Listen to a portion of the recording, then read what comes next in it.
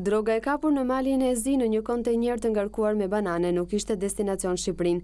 Deklarata ka ardhur nga ministri i Brendshëm Sajmir Tajeri në Korçë, i cili tha se u referohet hetimeve paraprake dhe komunikimit me autoritetet malazeze. Nuk është e vërtet që drogan e sekuestruar në malin e Zi kishte destinacion Shqipërinë, të paktën nga hetimet tona paraprake dhe nga bashkëpunimi me policinë malazeze. Kompania është shqiptare, ngarkesa destinuar për Shqipëri ishin fruta më duket.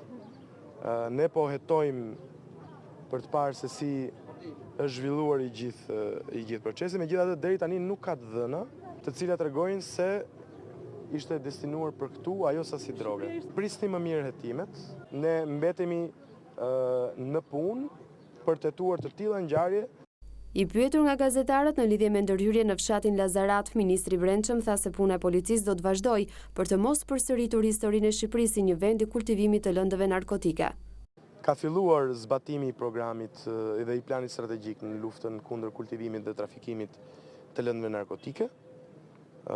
Rezultatet e para kanë filluar të vinë në disa zona të Shqipërisë me azjesimin e lëndëve narkotike të cilat kanë filluar të mbillen.